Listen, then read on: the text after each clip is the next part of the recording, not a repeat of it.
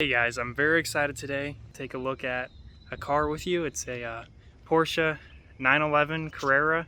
He has lots of cool options on here that I'm excited to talk about, and just walking up to the car right now, the handle unlocks because I have the key in my hand. But yeah, we're gonna take a look, walk around, talk about the options, how it drives, my favorite features. Let's get to it. The car makes 379 horsepower and 331 pound-feet of torque. It weighs just under 3,500 pounds. I love the curves, and I even like the turbo.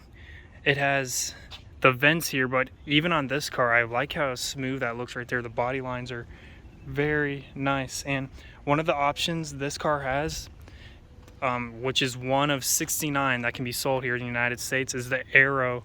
I think it's called the Aero Kit option. It gives you this front lip here, and then it gives you a little more, like it lowers on the side as well, little lip there, and this giant wing, which is just nasty. Super good looking. Super aggressive and good looking. I really like the way that wing looks. Like, not many wings can be that big and look that good. The Aero Kit was $6,900. That is by far the most expensive option on this car. It's well worth it, don't you guys think? Another option I think is just really cool is these headlights. They're called LED matrix design headlights in black. So they blacked out the housing here, and they just look really cool when they're on. I'll turn them on now for you to see. It's not flickering in real life, but since it's on the camera, it flickers. But I love the way they put the 4 LEDs around there, and he says these lights are so bright. Like, he has no trouble seeing at night. That option was $2,700 for the headlights. And since I showed you the headlights, I thought we should take a look at the brake lights. It has a beautiful bar that goes across. Really like that. And then it has the third brake light right here fixed onto the wing. Yellow turn signals here, all red, and you can see it has like two different lights going here, which is interesting. It's kind of weird how they didn't connect this line, but you know, they just want to be unique. They have it separated up here like it's a kind of in the fog light position, and they also have the side marker being a turn signal as well. This jet black metallic color, this was a $840 option, which I have to agree with the owner. Like, it looks really good. Cool thing that this car has and a lot of newer cars have is they have the cameras that are all around the car. See, they have them up there, then they have one down here. This is for an option called Surround View. It's part of the premium package, and this, like, when you put the car in reverse, or if you click a certain option, I'll show you guys later, it will show you like all around the car, and it'll show you like above the car, like a bird's eye view, but they call it Surround View. Rear grill here for the intake where the motor is. You see these little paint matched end lays here? That was an option as well. That option was $720. So just little details like that. They have so many options for these cars. He did an option for the blacked out wheels, and he has an option for the trim here to be all blacked out as well. Up the rear trunk here thinking I was going to be able to see something, but all you can see is the engine cap and then the coolant and some fans, and they don't want you working on this at all. All you can do is top off your oil, and it tells you what kind of oil they recommend. That's a nice little advertisement for Mobil 1. But yeah, this is the 3.0 Boxer 6 with the twin turbo, direct injection, aluminum block motor. And can't really show you much of that. Wheels are 21 inch in the back and 20 in the front. And let's take a look at how wide these are. I'm gonna put up the specs of the size of these wheels and tires, but he says it grips amazingly, so we're gonna test that out as well. Walking up to the car, press the unlock button. It also has like keyless entry, but I just wanted to show you guys how this pops out when you unlock it. It's really nice. And then when you close it again, the window goes up, it seals it, and then when you lock it, the door handle pops back down and it's nice and clean again. When you first get in the car, you're gonna notice like, the steering wheel seems kind of high here, but when you turn the key, well, it's not even a key, the steering wheel lowers into place for you. And then the key is not in there, it just has to be in the car. Like my GTI actually has that too, but then instead of a push to start, you turn. We're running now, so we can kind of play with these gauges and stuff. So you see on the steering wheel here, you click this button and it cycles to the different gauges, and then you use this little scroll wheel here, and then we can scroll through different options. We can show the speed limit, like turn lane assist on and off. That'll keep it that'll keep the car and the lines between the white lines or yellow lines, whatever. And then we can show navigation here. But over here is really cool. First, we can you can see that it's showing the G-force for like launching and going around corners. And then Sport Chrono with like a lap timer. That's an option on this car is the lap or the Sport Chrono. And that gives us the different options to switch between drive modes as well. That option by itself is $2,700, $2,790. We can also see we can go to navigation, show the map. There's all it's like the trip settings. And then this is cool. We can show our gas tank. Oh, and this car actually has an option for the extended gas tank. I think it's almost 24 gallons, which is huge. He says he drove from North Carolina to Florida and he almost didn't have to fill up. You can see it says 498 miles still empty, which is pretty good. He said he was getting 30 miles to the gallon. And then here is where we can use this to switch through the different drive modes. Let's keep it on normal for now. And then we can see tire pressure, and then we're back to G-force. And another thing I thought was interesting is this. I thought it was just a completely analog clock, but it's not. It has like digital time in the center down there, but then on the outside it's just seconds. I'm gonna guess that would be useful for lap timings, just so you can look at your seconds. Look at all these buttons down here. As you can see, I have my ventilated cooled seats on, and I also can turn the heated seats on. I can turn them both on at once, which I thought was interesting. So these buttons down here are all for the sunroof. This one just tilts it open. I'll show you what that looks like. See, it just tilts open just a little like that. Get some vented air. This one is for the screen here. I'm clicking that now. That opens the screen just if you want to let some sun in. And then this one will completely, oh, you push it. This one completely opens it.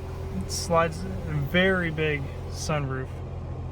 Try to get a wide angle here to show you guys how big it is.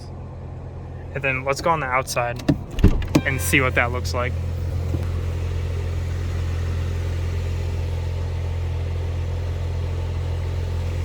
Just kind of hangs over the back here like that. Pretty cool. And then they even have a little windscreen to help with turbulence and stuff that pops up. Just with these at the same time, and it's like it's like a little race between the sun shield and the sunroof. Thought it was pretty cool. It's quite interesting. It's kind of like sitting down in here. I feel like that would be a pain to clean, but it looks cool. Like it's just kind of, it's like a cutout. It's like a moat around a castle or something. But here we can see the climate controls. Very simple. Just it's dual climate, so the passenger can put it at a temperature that they would like. And then here's the fan speed in the middle. And then we have front defrost, rear defrost, and then an AC max. It just turns everything up to max, of course. And then volume control, and then the skip is like a touch capacitive button. The shifter here is quite interesting. Right now we're in park, but to put it in drive, I would just tap it down once. To put it in neutral, I would tap it up again, put it in reverse, and we can see the bird's eye, or they call it the surround view. It's really cool. You can see we're parked in the parking spot. They did not make the Porsche black, they just left it silver. They must just leave it silver for all the cars, but you can see behind me, and we can also switch it to side, and it'll just show us the side so we can look at the line or the curb. That's really cool because you can kind of see the orange here, and you can adjust like how close you want to, or you can really see how close you're getting because they give you this orange guide here. This button is going to put it in manual mode, and so that it's just going to rely on you shifting with your paddle shifters. It's kind of like my TT. Look at these buttons up here. This one is for the sport suspension. That's going to really tighten everything up and make the suspension a lot stiffer. This is to turn traction control off. This is for hazards, obviously. And then these ones are cool. These are you can press them and see right now he has it set up to the source. So you click it and then it just shows the source, and you can change really fast between Sirius XM and stuff. And then, but see, this one is not set up yet. So you can change it to do things like take me home, like with the navigation to work. You can change the navigation to dark or day mode. It has just, you can change it to pretty much any function you want, which I thought was really interesting. And that the same button is here, so you have 3 different buttons you can set to any option you want, which is really cool.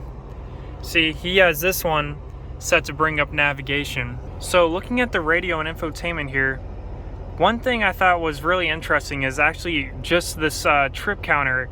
You can see how far he has driven since the last time he's refueled. So it'll show you the fuel consumption and then average speed, and I think that's cool. It knows when it's last refueled, and then we'll start counting from there. And then total trip, this is pretty much from when he got the car. He's driven it almost 50 hours, 1,600 miles, and since he's got the car, he's got about 20 miles per gallon, which I thought was pretty good. And you can see that he has 495 miles still empty.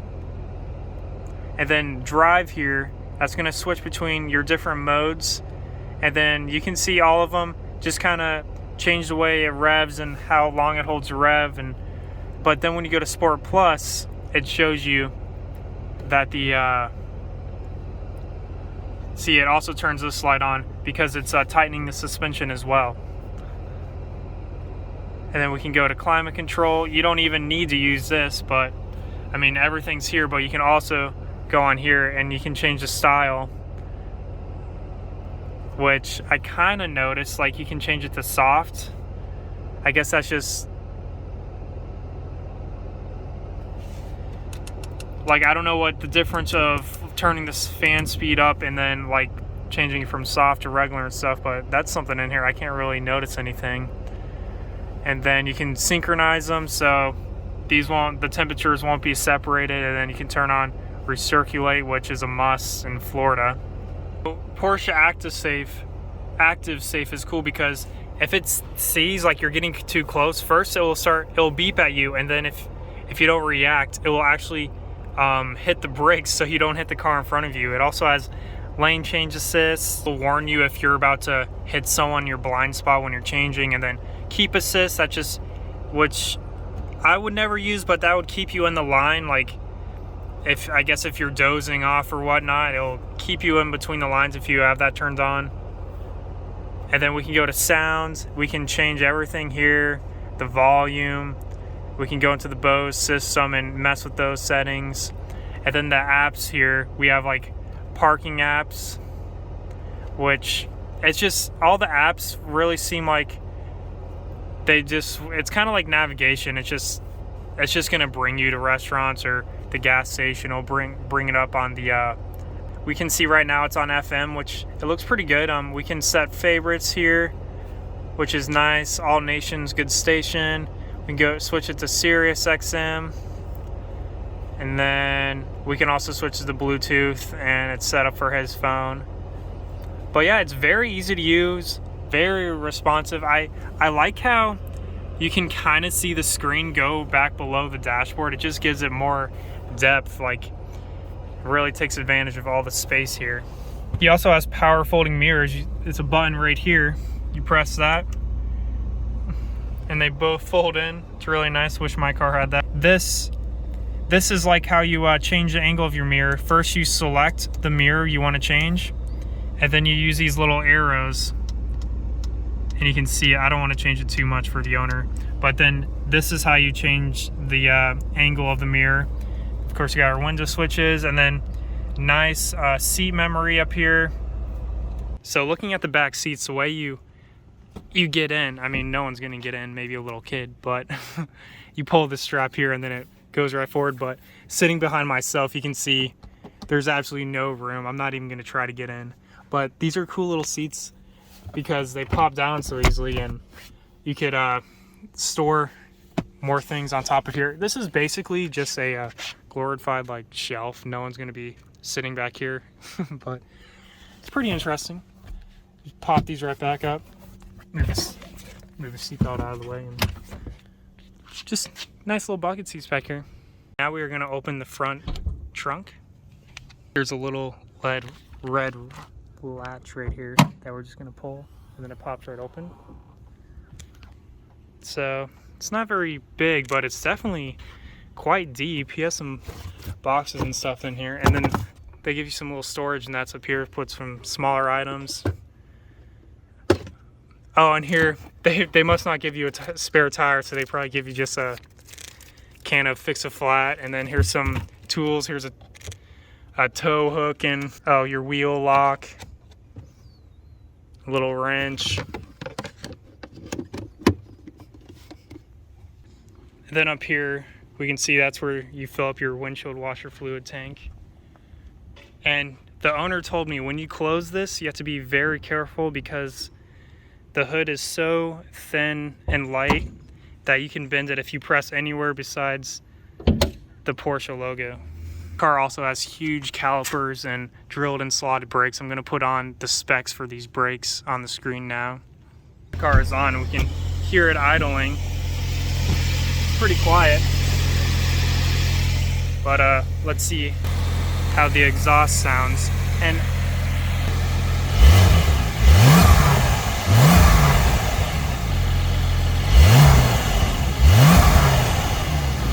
a quick and dirty look at a lot of the cool little features here in the car. So now I think we're gonna take it for a drive. This car has a power steering option. It's called Power Steering Plus. It's a $280 option.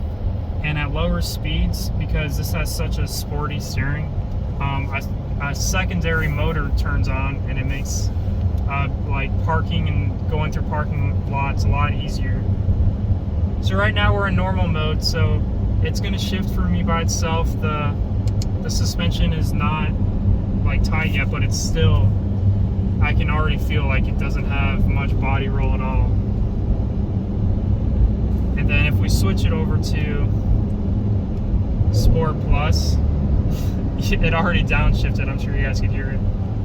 But Sport Plus, it's going to want you to shift manually all the time, which I didn't notice at first that I was in Sport Plus, and I was like, why isn't it shifting? It's staying in first gear. But it will still downshift for you, but just not upshift. And I really like the way these the paddle shifters are they're small, but they're very like it downshifted by itself again. It really wants to keep the RPMs in a good range. I'm gonna switch that back to normal. It's probably only meant for racing, but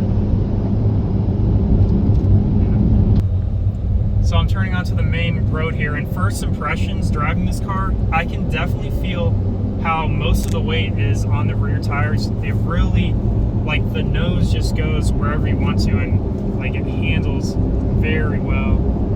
And I'm just in sport mode right now, so I'm shifting manually, and the shifts are super fast and crisp. It is a 8-speed transmission, so I'm gonna downshift a little, downshift to 3rd gear, and then we're gonna get on it.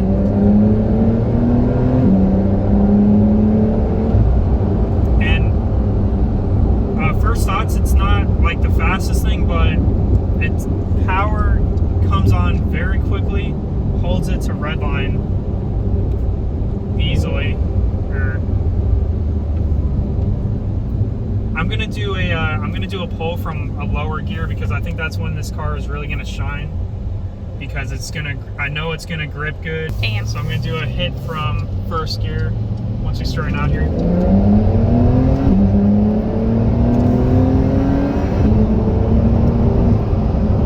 It definitely pulls all the way to redline, and I really like the power from down low. The shifts, you can hear them. They're extremely fast. Usually downshifting, like in my TT, it's not nearly as fast, but this one it's ready to downshift whenever you are. But yeah, when you first push the gas pedal down, your head just instantly goes back because of how fast the power comes in. Where, like, as in the Audi, it's very linear, but up top, it's like, up top is where all the power is, but here it's just anywhere you put the gas down. Turning here, we'll do one last little pull for you guys. Yeah. It definitely moves for 379 horsepower. It definitely moves for that, and it's very planted on the road. It feels, I think it's similar to the TT, but it doesn't feel it feels more luxurious and like heavier, but at the same time it handles like it's a much smaller and lighter car than it is, just because of how good it's built. Shift it into reverse here, and then we'll see the surround. Let's try parking only looking at this. I didn't start off very good, so let's straighten out here. It's so interesting looking. Yep, makes it really easy. I like how fluid these lines are. Usually on these systems, it's just like 2 straight lines, and they're like kind of choppy, but they're very fluid and smooth. I like that. So then we're just gonna put it back into park. This specific trim and model, I feel, is for like an older person, because it's very comfortable, and it's not the fastest thing, but it's pretty quick, and it's like, it feels like it'd be a very good highway cruiser. And the owner did say like it was super comfortable to drive from North Carolina to Florida, and amazing gas, or well, pretty good gas mileage, and it could go like 500 miles on one tank, because he has the extended capacity tank, almost 24 gallons. Thanks for watching my first car review, guys. I was lucky to review such a cool car as this Porsche 911 Carrera. Thanks for watching, guys, and I'll see you in the next one.